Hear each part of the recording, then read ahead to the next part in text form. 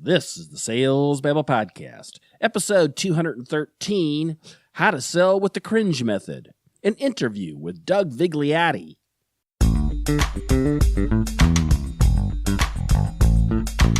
Welcome to Sales Babble, the podcast that shares selling secrets for non-sellers. And now your host, Pat Helmers.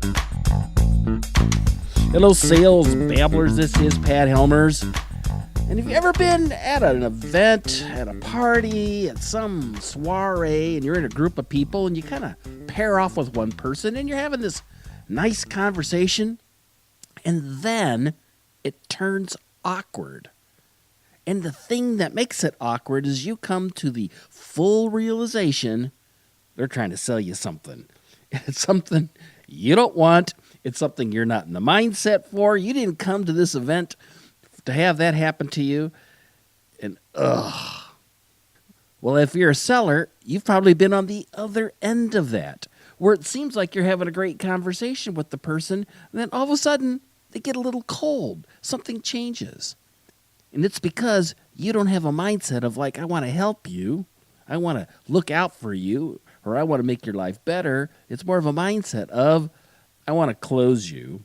I want to make my quota, and I want to get my commission at the end of the month. Well, Doug Vigliotti would deeply disagree with that point of view you have when selling.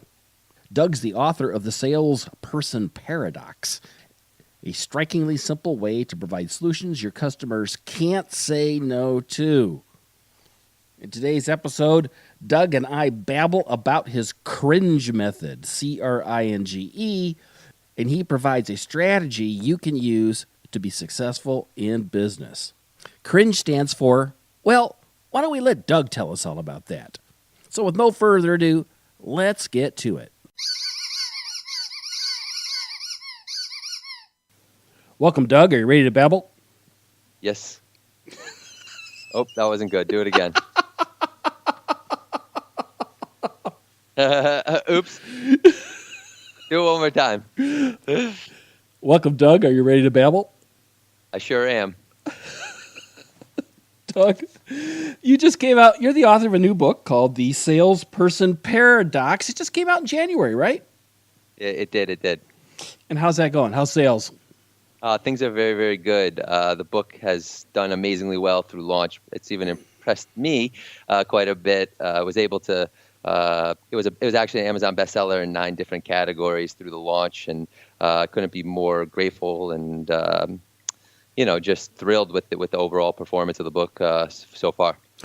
I was digging into the book just this morning, and I saw this quote, and I think it does a good job of maybe kind of like putting some context around the paradox that salespeople face. It says that a psychological shift occurs in both you and your customer when you feel that you have a moral obligation to them. That as soon as you learn to replace selling with helping, your customers will start to view you in a completely different light. Is that about right? Yeah, I mean, it sounds like you summed it up. I mean, that's a pretty good example. That's not something we commonly hear, is it? No, I mean it's a simple mindset shift that sometimes goes unnoticed. How is it that you got yourself? How is it you came to this realization that you felt like you needed to write about it? Well, I think it's the fundamental. I don't know if I want to call it an issue, but I think it's the fundamental mindset shift that is necessary for better performance. Right? It's the thinking that roots better performance, and so I do workshops and speaking engagements, and typically when I do so, I like to ask a couple questions to start. And one of them is when I ask the audience why they started in sales, the overwhelming number one answer is usually money, right? We all start in sales because we want to make money. We are money driven. Society has kind of put this pressure on us. But in a counterintuitive fashion, it's not money. And it's not hitting our quotas that is going to root performance, right? What's going to root performance is our ability to help customers solve particular problems, and from that, then you will hit your quota and you will make money. So it's really making this paradoxical shift of not focusing on money, but focusing on helping and focusing on problem solving. And it really stems from just real live feedback from salespeople, from business owners. And it's just a very simple shift that it roots, the performance. So if you are not doing this, right, like if you're focusing on money, if you're focusing on yourself before you focus on the customer, then your performance is more than likely going to suffer. Yeah, but you're to a certain degree that you're a salmon swimming upstream here. You're going against the current. Like, it's an interesting profession that, for the most part, people are paid in sales on commission. So it's what the idea is that, well, the harder you work, the more you'll make. So that's definitely tied to money. I agree that it's definitely tied to money, but it's very interesting. When you study some of the greats and some of the great business thinkers of our time, guys like Peter Drucker, they'll be able to tell you that the purpose of business is to create and keep a customer. So what is the number one customer acquisition strategy? Treating your customer first, right? So you have to be able to move from that me first mindset to that customer first mindset. Like, if you are not, we are innately me first thinkers. I get it. I'm a me first thinker, just like you are, just like everybody is. If I gave you a camera, to take a picture of me and my family, when I got that camera back, the first person I'm going to look at is myself, just as you would. So innately, we are me first. But it's the true performers are able to remove themselves and move from that me first thinking into that customer first thinking, into how could I help this customer get what they want so I can get what I want. That's really what it's about. And that's what treating your customer, having a moral obligation, you kind of led with it, having a moral obligation to serve your customer and to provide them the best solution possible. It's what it's all about. I mean, I can't harp on it enough. I think that, the reason why a lot of people struggle is because of this conditioning and the societal assumption that it's money, money, money, money, when it really should be problem solving, problem solving, problem solving. If you're not solving a problem for somebody, there's really no reason for you to be selling them anything. That's the reality. So So I think we have a pretty solid, and a lot of people would agree with you that if you don't have a mindset of serving and helping others, I mean, you're not going to go very far in business in the long run. Maybe in a transactional world, but in a world of relationships, which I think we're moving more and more to. I think the internet has forced us to become more and more a world of relationships. Totally. Sorry, excuse me. I mean, totally. I think transparency is even more important today than it's ever been. Oh, yeah. Oh, yeah. Oh, yeah. Oh, yeah. So so your book has this thing called the CRINGE solution. So let's go from the problem space to the solution space. I cringe to ask you this question. Pun intended. Tell us about this. Yeah, so a CRINGE solution is really, so you heard me just rant and babble about problem solving and how you have to be helping as opposed to selling and how you cannot be money first. And so my iteration on how you solve problems is this thing called CRINGE solutions. And really what a CRINGE solution is if it's that solution or it's that product, it's that service, it's a solution to a problem that you come across that you have to cringe to say no to, right? So it's the buy one get one free in the grocery store that makes you cringe as you walk by it. It's the overwhelming service and solution that the deli down the street is serving to you. It's the whole body solution that you're serving to your customer. It's not just a product and a service. It's the value you're adding. It's the problem you're solving. It's the timing you're creating.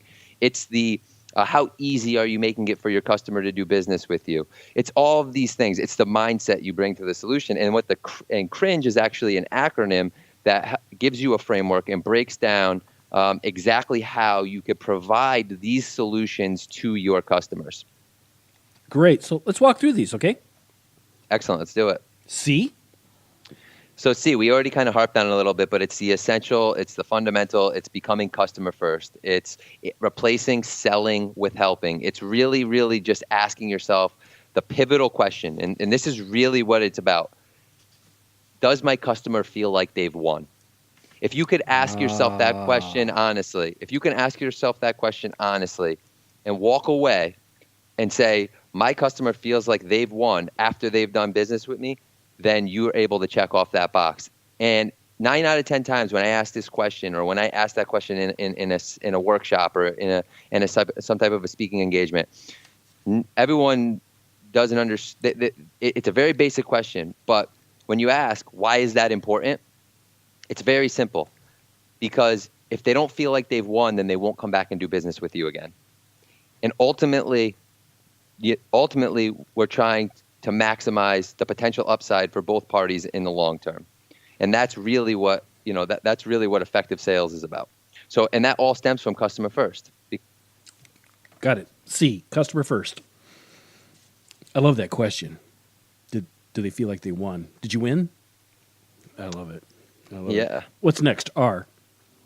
R is this is real problem. So am I solving a real problem for the customer? So I know you're saying to yourself, yeah, there's assumed problems and there's real problems. And I know as a salesperson, you often have to challenged with the marketing sales synchrony or marketing sales disconnect at times where, some of your marketing material and whatnot are addressing problems that really don't exist in the eyes of your customer.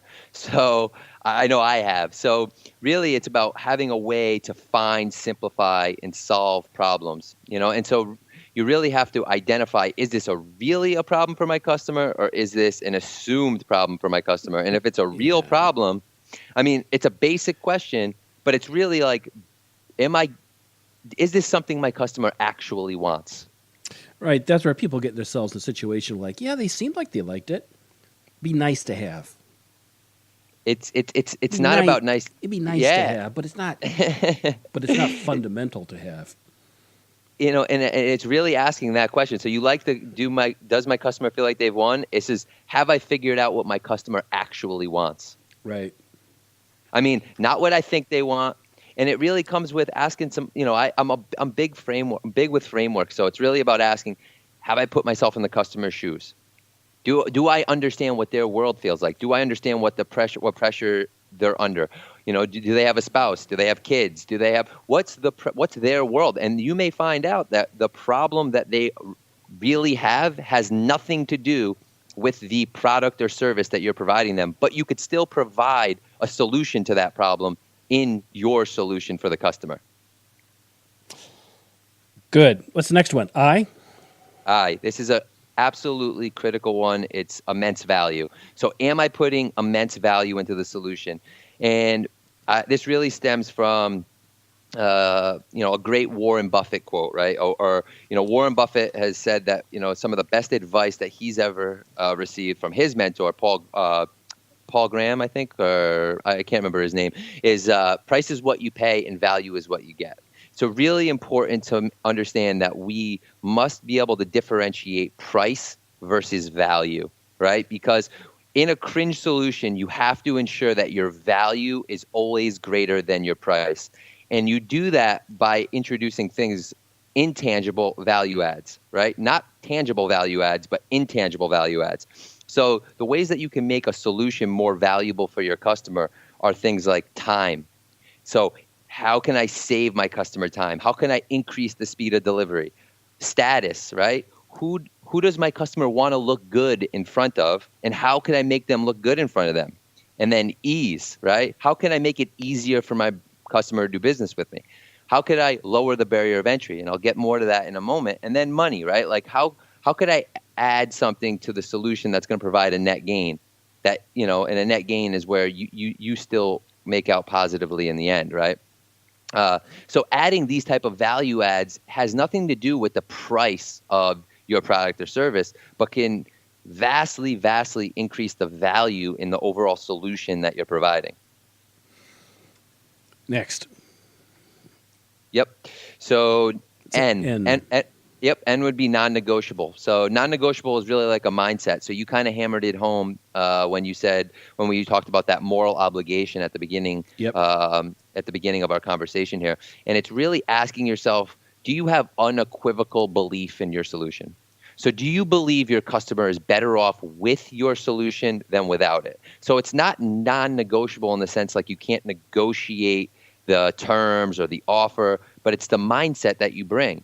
Because when you have unequivocal belief in your solution, it's an absolute game changer. It's an absolute game changer. We live in a world where our customers want certainty, and it's an uncertain world. But you have to have that kind of belief in your solution, because if you don't, there's somebody else in your industry that will or that does. And, it's really, again, asking the question, do you believe your customer is better off with you than without you? And if you don't believe that, then you can't check off this box. Yeah, it goes right back to the first one. Do they feel like they got to win? Yeah, it's the same thing. It's do you believe it absolutely is. Yeah. The next one's a G. Yeah, so the G stands for good timing. So any salesperson, business owner knows that you need to be able to, you're laughing. You need to be on top of minds because you need, because what's good timing for them, you have no idea what it is. That's why you need to be on top of mind. You're absolutely right. So I always say you can't. So if we just give up control of timing, we're losing 50% of 50% of what controls a deal getting done or not getting done.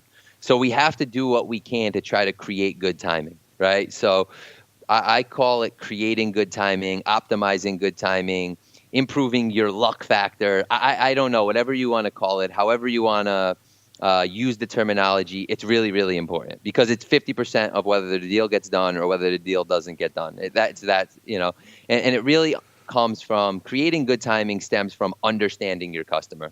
So there's a plethora of ways that you could do that, but none greater than just utilizing some kind of profiling system where you really understand your customer. And I'm not talking about whether they like me or whether they don't like me, or although that is really important because how they view you is incredibly important. But I'm talking about everything from where they hang out to who else serves them, what other professional services do they use, what kind of personality do they have. This is all really, really important when you're trying to present your solution in good timing. And then also good timing is what? Building trust. I mean, that is like, the pillar of sales is trust. So have you built enough trust with your customer in order to present your solution? See, I was thinking timing in the context of they may not be interested in buying today, but they can see the value. But they've got a lot of other irons in the fire. They've got other things going on. And it's the person that calls them up in 3 months. When they are ready to buy, when the timing is right, they're going to get the business. If you don't call them up, you'll never see that business, and then they'll go to the competition. Absolutely. So I always say, Pat, this is one of the huge benefits of providing CRINGE solutions, right? You're imprinting yourself in the customer's mind. And it's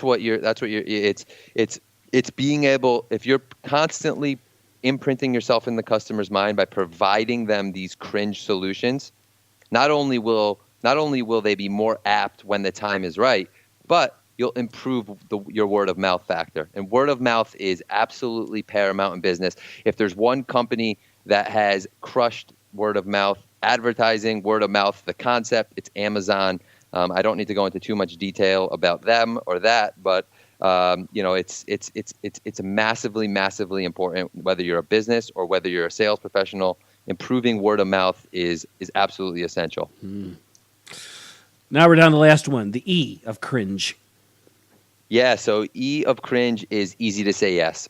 So the quickest, fastest route to better customer acquisition is making it easier for them to say yes to you. And I know that conceptually this is a very large topic, but it's asking yourself questions like, have I reduced risk for my customer?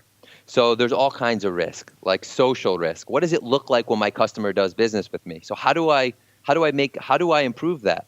I do that by I do that through testimonials. I do that through social proof, or emotional risk or financial risk. How do I mitigate emotional and financial risk for my customer? Have I lowered the barrier of entry for them to do business with me? Have I made it easier for them to say yes, right? Like, so this is the quickest way to acquire customers faster, is by making your solution easy to say yes to. Every situation is different, but this question is absolutely pivotal when you're trying to create a cringe solution and get more yeses. Yep. Very good. What I like what we've done here is that you've probably said 50 different questions today so far in our conversation. You've asked really, really good, penetrating, open-ended questions. And I think that's something our listeners can really like. If they were to take time to go back and re-listen to this, which is great about podcasts, I think they'd find a lot of value in that, because you're forcing us to really ask the right questions and find answers to them. So I really, really, really believe, Pat, that being more conceptual and being more strategic is a quicker route to improved sales performance or better sales performance.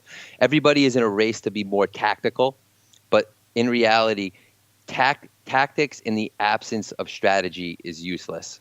And 90% of salespeople are tactic driven without understanding the strategy that is behind whatever, because tactics are interchangeable. One tactic may work for one customer, one tactic may work for another customer, whether it's digital, whether it's live. There's a million different tactics that you could put in place, but without understanding conceptually and strategically what you need to achieve, it's all meaningless. It's fruitless. How can people find your book, Doug? I think probably the best way for them to find it is just go to my website, douglasvigliotti.com. Every link to my book, to who I am, more about me. I do a reading list every month as well. I'm quite a big reader, so they would be able to join the reading list from the website as well. Now, I heard you lost a chapter. Did you? Oh, yes. Were you able to find it? Yes, so I've created something very special for the Sales Babble family here, and I do have a whole another chapter called the Lost Chapter, Chapter 13, and it's basically everything that got cut out of the book, and not because of its importance, but just because from a structural standpoint. And I've comprised it into one chapter called Chapter 13, the Lost Chapter, and I have made it available for the Sales Babble listeners, and they can get that by going to salesbabble.thesalespersonparadox.com. So that's salesbabble.thesalespersonparadox.com, and they'll be able to get that free chapter. That's awesome. And that's very generous of you. Thank you very much, Doug. Before you go, if you could give our listeners a piece of advice they could go and take action on this week, something doable, what would that be? Okay, I'll give one tactic. How's that? I give one tactic. Since I've been so broad and conceptual with a lot of questions and a lot of one tactic. Tactic that I love more than anything. It's called sales prevention. So are you familiar with sales prevention? No, tell me more. So sales prevention is actually when you prevent crappy sales from happening to actually get more sales. So a lot of you listening out there probably have a full bag of products, right? You may have multiple products and services that you could sell to a customer. However, you and I both know that all those products aren't great products. They aren't great, and there's probably better ones, but from your competition or your others in the other ways that the customer could solve that particular problem in the marketplace. It's your job to advise the customer in that situation and not let them use a crappy product. So that way, when you have a better product, when you have the product that you unequivocally believe in and you bring it to them, they're going to be more apt to use it. Sales prevention to get more sales. Yeah. You're building trust through sales prevention. I like it. Been in that situation a number of times. oh, Pat, we can do this for this, that, and the other. And I'm going, yeah, it's really not that good. You don't want to say that, but that's just your thinking. You're going, You improve trust that way. I mean, you there's no quicker way to improve trust than being a resource for your customer, right? I mean, and by being a resource, sometimes you have to advocate that they use things that aren't yours, use products, services that aren't yours. But you better believe that when you go back to them with a product or service that you believe in 100%, and you say, this is going to help you, they're going to use that product, and it's not going to take any kind of wizardry or any kind of tricks to get them to use it because they're going to just trust you. excellent. Doug, thanks a bunch for visiting us here in Sales Babble. This has been a ton of fun. Pat, I absolutely appreciate it. Thank you, and I hope everybody crushes the day. So I took Doug's advice, and I went searching for that lost chapter 13, and hey, I found it. And there's some really great stuff in there. Things about simplicity, 3 ways to grow your business, a case model, power of role models. There's a whole bunch of other things in there that I won't read them all off, but I highly recommend you taking the moment to go and seek that out. There's a ton of great stuff there. And again, you can find that at salesbabble.thesalespersonparadox.com.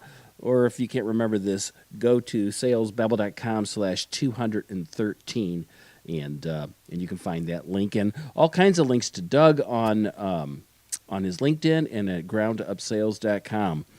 Help this podcast grow. Word of mouth is the number one way that podcasts get promoted, and if you could share this with your friends, I would deeply appreciate it.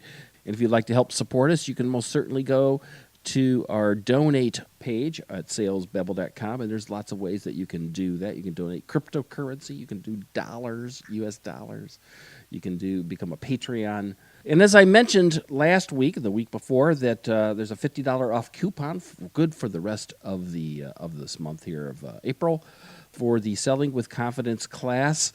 Stop shuffling your feet, struggling with what to say. Start selling with confidence. It is all there. It'll teach you how to sell. It'll teach you exactly what you need to be successful. Thanks again for listening and letting Doug and I babble this week. We really appreciate your time and patience. Until next week, take care and have a highly successful and profitable selling day.